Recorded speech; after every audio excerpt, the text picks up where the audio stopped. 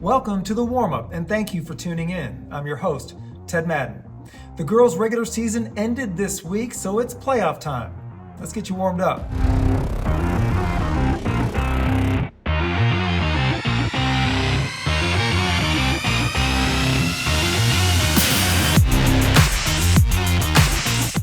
The girls might be ready for the playoffs, but the boys are still wrapping up the regular season. Some great matchups this weekend, so let's preview some of them in the lineup presented by So Chill Chips and Salsa.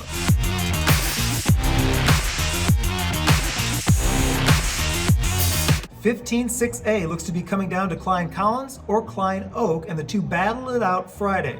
At the start of the week, Collins was in first at 9-2, and Oak was just behind them at 8-3. The first matchup between the two went the Tigers' way, as they won by 10. Ethan and Eli Wyatt are Klein Collins' main contributors on offense, as Ethan Wyatt is the reigning district MVP. Klein Oak has made a complete turnaround from a 9-22 season a year ago. Daniel Perez and TJ Robinson have been key to the Panthers' resurgence, as they have won 8 of their last 10 games and should be playoff bound. We can't go through a lineup without discussing the always tight District 17-6A. Cy-Fair was only .500 on the season going into this game, but they got a majority of their wins in district play. The Bobcats are 8-3 in district with an impressive upset of Cy Creek. This Friday they host Stratford, and they can solidify a playoff spot with a home win there. Arlen Conjui reached the 1,000 career point plateau a couple of weeks ago and has come up big all season for Cy-Fair. Stratford has a loaded offense and can run with the best of them. However, when teams slow the Spartans down, that's when Stratford seems to falter. They are 9-2 in district and have a huge game next Tuesday with Cy Creek. Don't expect Rice commit Keanu Dawes and the Spartans to look past the Bobcats though. This should be a fun atmosphere in Cypress. Warm up your game day with the authentic flavors of ancient cooking. So thin, so crisp, so good, so chill. After a slow start, Manvel has righted the ship and sits atop the district standings. A lot of credit goes to their Kansas commit, Jamari McDowell, and we caught up with him on the recruiting trail.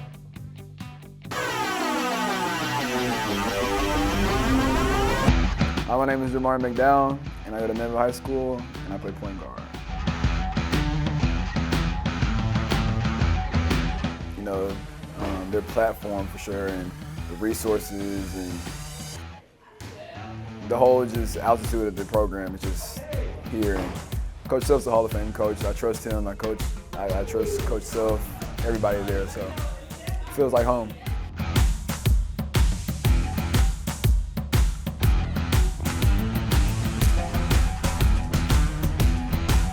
I'm here to bring grit, energy, positivity, all-out excitement, so get ready.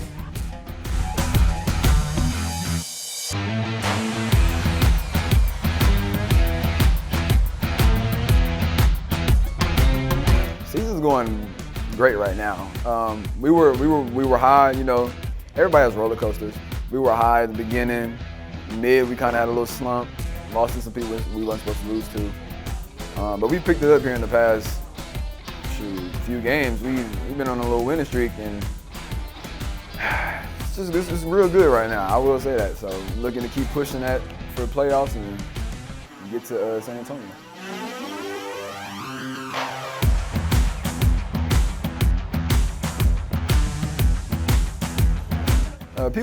People know me by. Well, a lot of people don't, you know, some people don't try to come up to me because they think I'm just this and that. Like, man, I'm a regular person, bro. Like, I'll talk to you, you talk to me. You know, I'm outgoing. I'll talk to anybody. I don't have that type of standard, you know. And I just want people to remember me as this positive guy that's walking around and loving on everybody.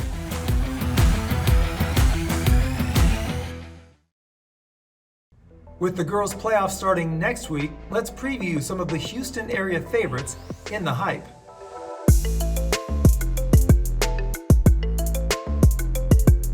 Gotta start with Houston's lone representative at state last year, Summer Creek. The Bulldogs have lost a couple in district play, but still will be a tough out when it comes to the postseason. Joran Ross is Summer Creek's go-to girl in the paint and should help lead them on a deep playoff run. Pearland has been a top 5 team in the state the entire season. Riley Grays is a double-double machine and can help get the ball up court when the Oilers are pressed. If defense wins championships, Then keep an eye on Fort Bend ISD. Both Hightower and Austin turn it up a notch on the defensive side of the ball, which could lead to victories in the postseason. Katy has only one loss in district play and only 2 the entire season. They are playing like a cohesive unit behind Lyric Barr and Ashland Alexander. Other teams that could cause trouble in 6A are Klein Collins, Cy Springs, and Spring Westfield. In 5A, Fulshear should be Houston's best chance for a run to San Antonio.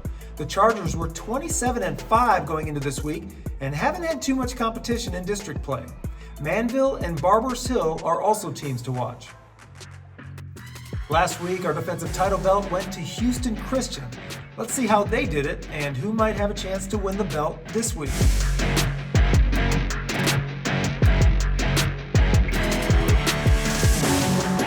Bel Air Episcopal is a tough place to get a win, but Houston Christian went in there and took control of that game to earn our defensive title belt. Montana Wheeler and Carter Seeliger shut down the Knights and helped them to a 68-60 victory. This week, South Houston will have to rely on their defense to beat Deer Park and stake claim to the 22-6A title. The Deer are leading the way, but with a solid defensive effort by the Trojans that leads to easy baskets, South Houston could pull off the road win. That's going to do it for today's show. For even more high school basketball content, be sure to follow us on our social media accounts, including Twitter, Instagram, Facebook, and YouTube. I'm Ted Madden, and I hope you get out to see some great hoops action this weekend.